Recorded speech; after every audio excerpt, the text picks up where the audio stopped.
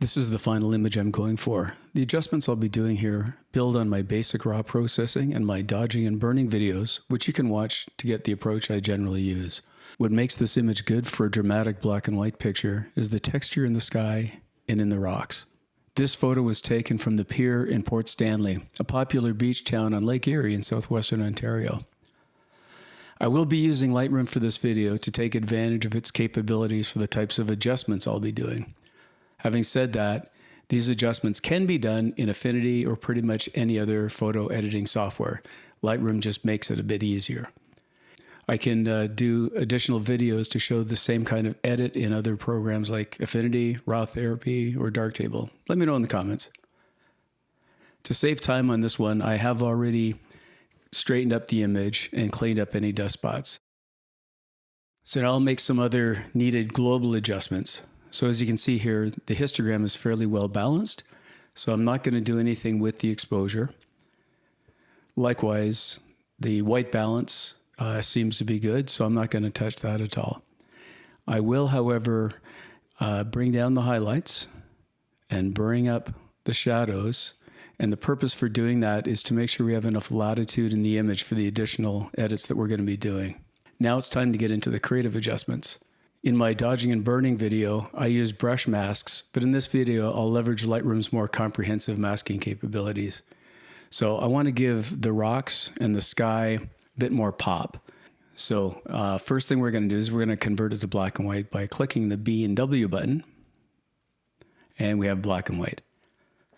All right, so we're going to move over to the masks, and the first thing that we're going to do is select the rocks. So I'm going to use the object selection and come across here and grab those rocks. Let's see, the detecting object. Okay, so it selected all the rocks except for this one in the corner.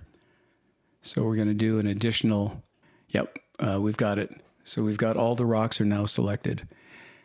And the first thing that I'm going to do is add some dehaze and some clarity down in the effects. So we'll come up with the dehaze probably around here and some clarity just to refine the details in those rocks.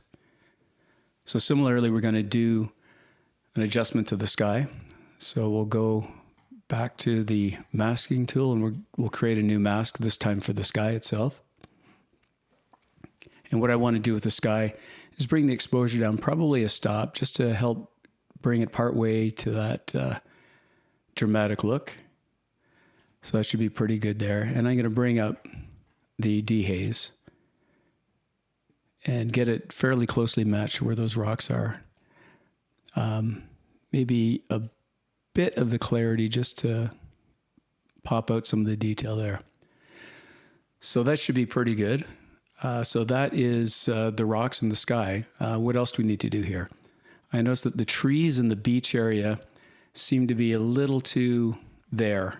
So I want to be able to subdue those a little bit, bring the exposure down. And so there are different ways you can do this, but what I'm going to do is I'm going to create a linear gradient, and I'm going to keep its feathering fairly tight. And that way it won't spill over too much into some other things. And we can keep it fairly consistent across the trees and beach area. So I want to get the sky and the water out of the mix. So we're going to subtract the sky. And then we're going to subtract a landscape element. So this may take a couple of minutes for it to detect the landscape elements. Okay, it looks like it's just about there. Okay, so I'm going to select the water, and I will subtract that from the mask. And as you can see, it's pretty much just this shoreline that is selected. So we're going to bring the exposure down a bit just to get it out of the way, but not too much that it detracts from the sky or the rocks. So that looks pretty good. The last adjustment I want to do is to select the water, and from there we're going to smooth it out a little bit by reducing the clarity. So let's try the landscape again. It remembered the selection, so we're going to grab the water here. We'll create that mask. And I am going to